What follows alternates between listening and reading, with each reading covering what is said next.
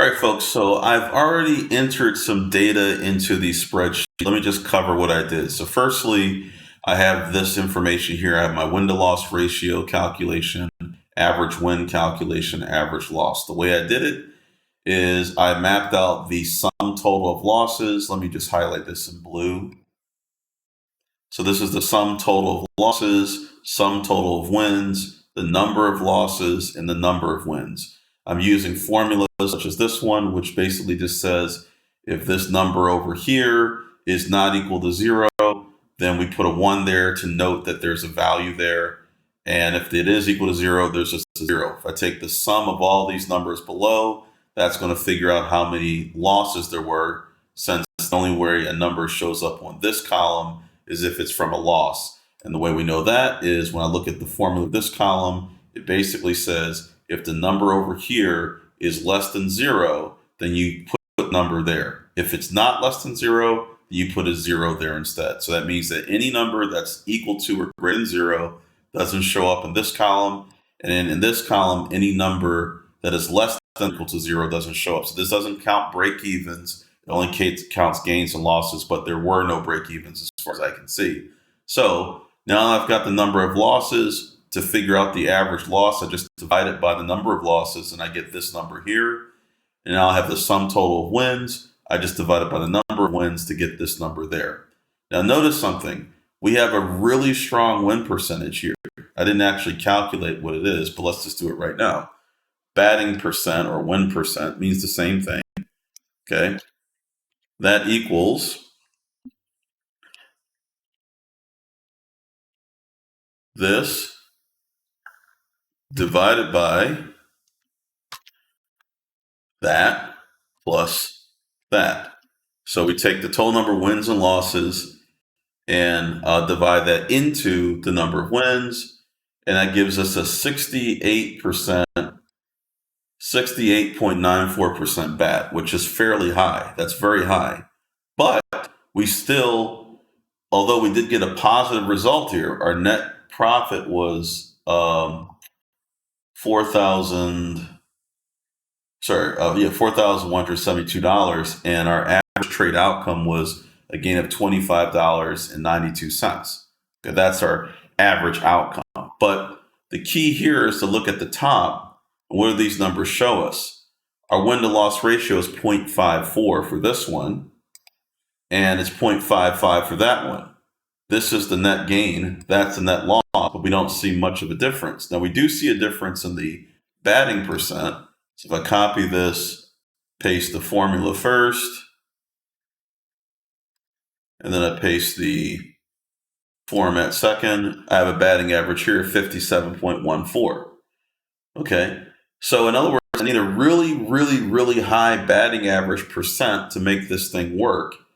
And of course, what's going to make it get a higher batting percent? Well, I guess I would have to create some new criteria or something to improve these results. I would have to do something that's going to make this work better.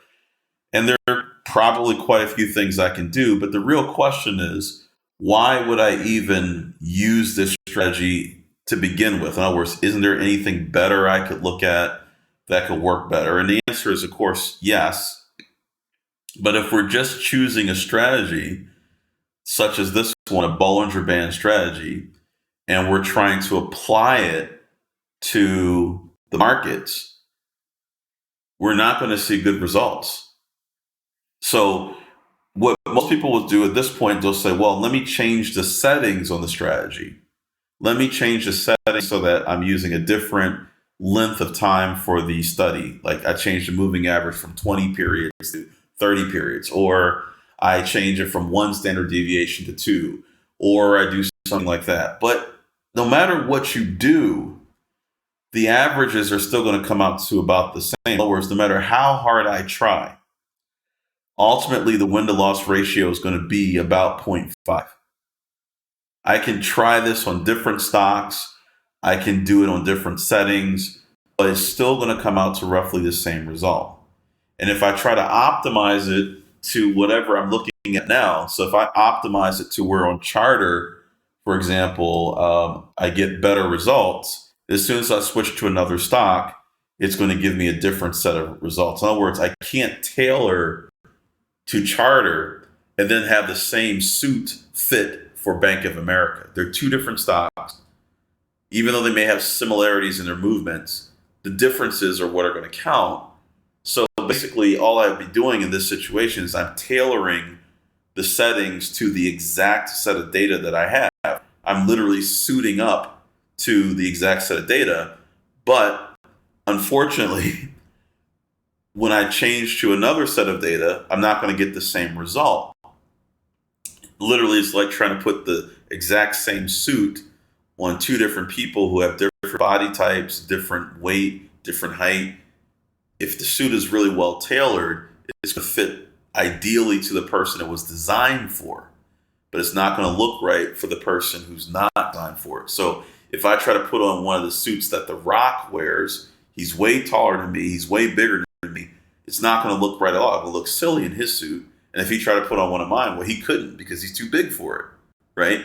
So in short, tailoring, making the settings change, etc., to try to get to a positive result doesn't help. And also, just because you have a positive result doesn't actually mean the strategy is good. Remember, I've said this before. If that win-to-loss ratio is not at least 1.2 to 1, you're in trouble. So is there anything we could do to this strategy that maybe it won't make it into a strategy that's going to do very well, but perhaps we might be able to do something to improve it?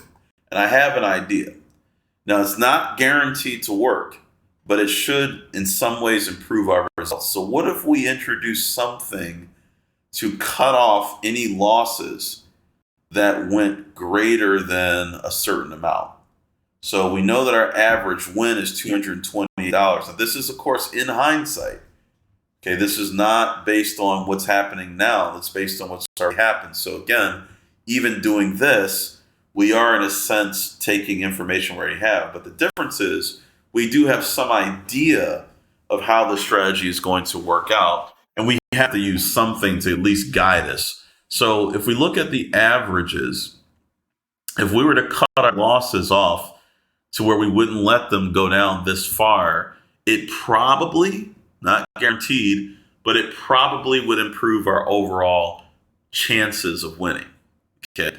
And I don't expect it's going to dramatically change our batting percent, but let's find out. So in the next video, I'm going to introduce some code that's basically going to cut off our trade when the stock is going too far against us.